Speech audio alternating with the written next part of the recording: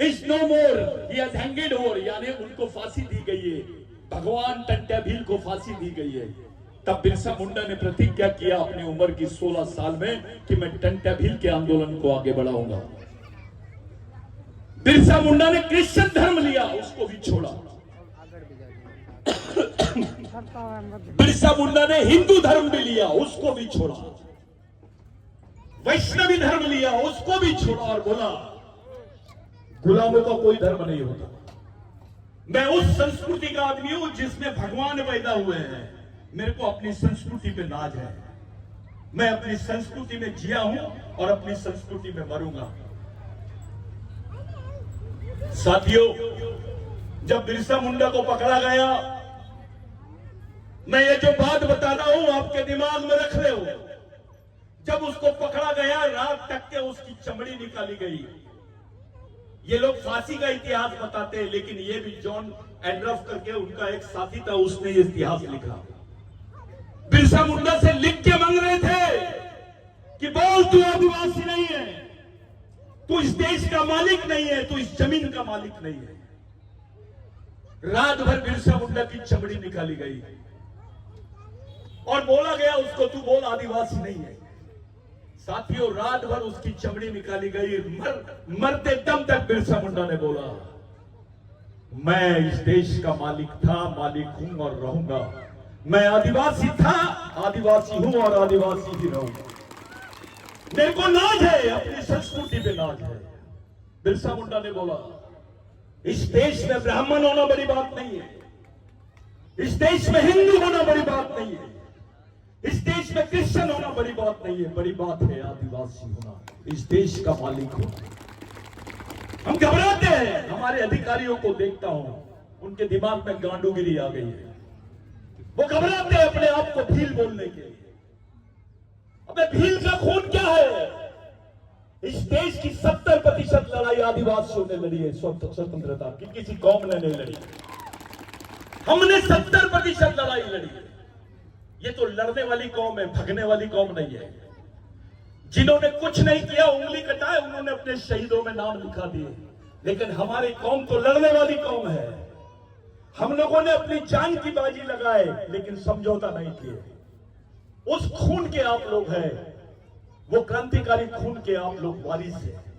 जिसका पुतला आपने लगाया है, ये बिरसा मुंडा भी है, टंट्या भील भी है, पूजा भील भी है। ये आंदोलन है। अरे इसको 25 साल की उम्र में आपके लिए शहीद हुआ है, आपके बच्चे को बोलो मेरे लिए शहीद हो जाए, हो सकता है क्या? ये समाज के लिए कुर्बान होने वाले लोग हैं। समाज नाम की चीज सबसे बड़ी है। जब संविधान नहीं था तो भी समाज था, जब इस देश में व्यवस्था नहीं थी तो भी समाज था, राजा थे तो भी समाज था। आज अगर आप समाज को भूल जाओगे तो आपकी कहीं देश में जगह नहीं रहेगी। आपकी सोच सामाजिक होनी चाहिए, आपका जीवन सामाजिक होनी चाहिए और आपकी मौत भी सामाजिक होनी चाहिए। क्या बात थी कि 24 साल की उम्र में बाबूराव शर्मा के, राघोजी भांगरे, ऐसी कम उम्र में ये लोग अपने आप को शहीद कर दिए। अरे जीसस क्राइस्ट को सूली पे लगाए तो उसको भगवान का दर्जा मिला। ये तो खुशी खुशी तुम्हारे लिए फांसी के तख्ते पे चढ़ गए। ये तो भगवानों से बड़े हैं। मैं आपसे पूछना चाहता हूं, कौन से भगवान ने आदिवासियों को जमीन दिया? ये बताइए, कौन से भगवान ने दिया आपको जमीन? इस देश में आपकी पहचान बताने वाले ये लोग हैं। अगर ये कुर्बानी नहीं देते आपके लिए तो आपका नामो निशान नहीं रहता इस देश में। ये हमारे सच्चे भगवान है। साथियों, ये बात बिरसा मुंडा से जुड़ी हुई है। जल जमीन जंगल का आंदोलन चला के समाज को सांस्कृतिक और सामाजिक स्वाभिमान में खड़ा करना, ये बिरसा मुंडा का आंदोलन है। इसको समझने के लिए टाइम लगेगा, लेकिन तुमको मालूम होना चाहिए कि किसकी प्रतिमा आपने बिठा दी है। ये 24 साल का भगवान है जिसके बदन पे कपड़े नहीं है। लोग बोलते थे कि बिरसा मुंडा पढ़ा लिखा नहीं है, ये गलत इतिहास बताते थे। बिरसा मुंडा अंग्रेजी बोलता था। पहला आदमी है देश में जिसने अंग्रेजों से पूछा, who are you to collect revenue from us, why we should pay you to for paid you taxes for our land, हम अपनी जमीन के लिए तुमको क्यों टैक्स देंगे, आप होते कौन हो? ये बात बिरसा मुंडा ने पूछा था। ये महुए का झाड़ दिख रहा है आपको? ये महुए के झाड़ पर बिरसा मुंडा ने बोला, हम उस कौम के लोग हैं जिस महुए के झाड़ की पूजा करते हैं।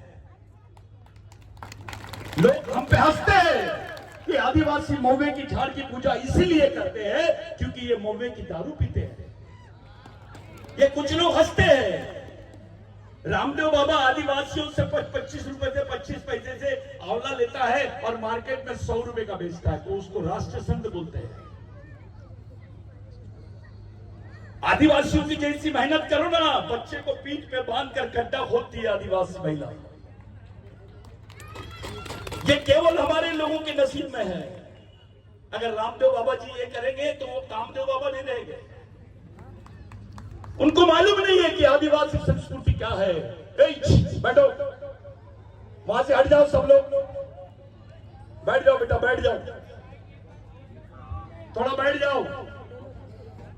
ये उस संस्कृति के लोग हैं।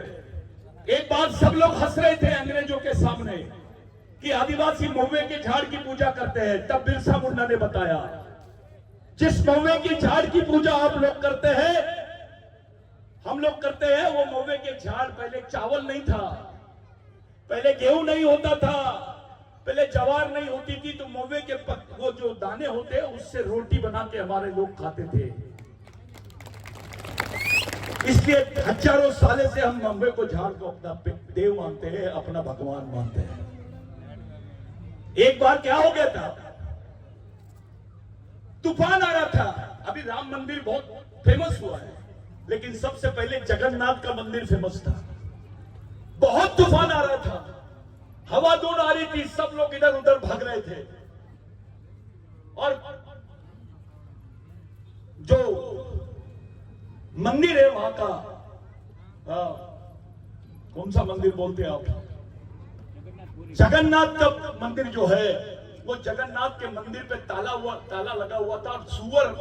सुअर और सुअर के कुछ बच्चे बाहर ठुठर रहे थे पानी से।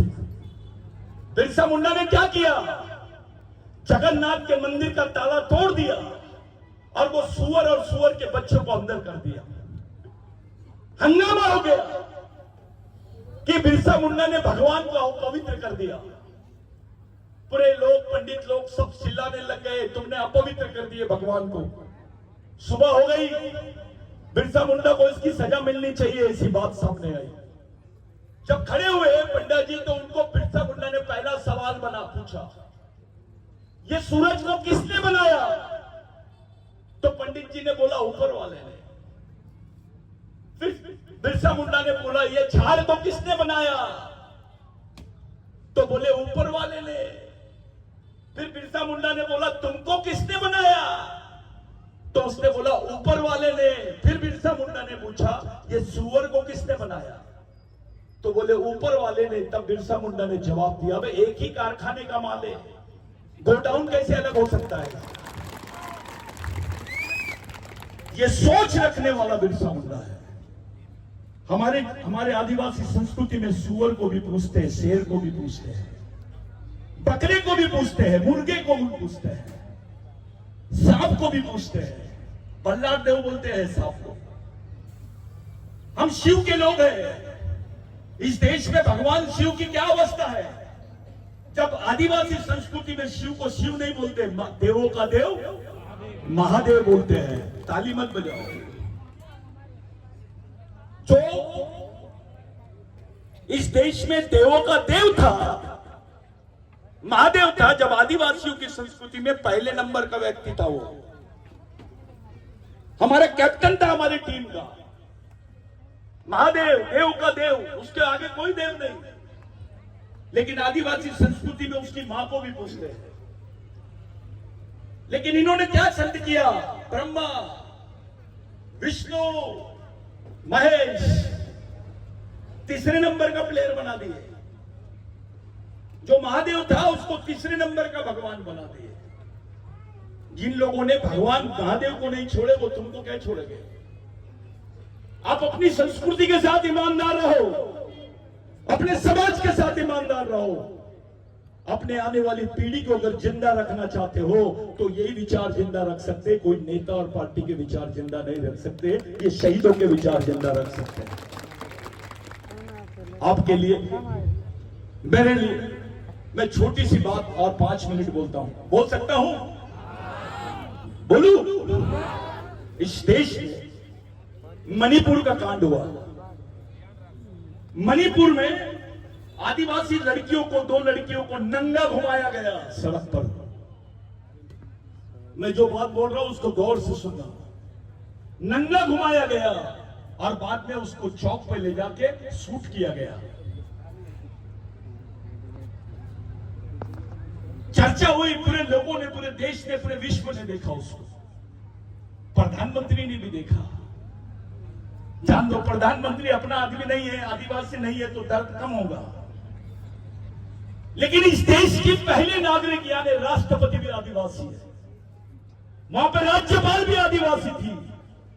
तुम्हारी राष्ट्रपति होने के बाद भी, महिला होने के बाद भी मणिपुर की महिलाओं पे कोई बयान नहीं थे।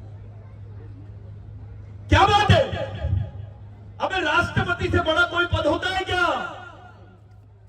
राष्ट्रपति बनने के बाद भी तुम्हारे बारे में एक शब्द नहीं बोल पाते इस देश में। इससे ज्यादा शर्मनाक बात क्या हो सकती है? आपके नेता घबराते हैं बात करने के लिए। वो समाज से कम पार्टी से ज्यादा डरते हैं, घबराते हैं, समाज के बारे में बात करने के लिए घबराते हैं। साथियों, जो घटना मणिपुर में हुई, अगर वो गुजरात में हो जाए, मध्य प्रदेश में हो जाए, महाराष्ट्र में हो जाएगा तो क्या करोगे आप? कैसे करोगे आप?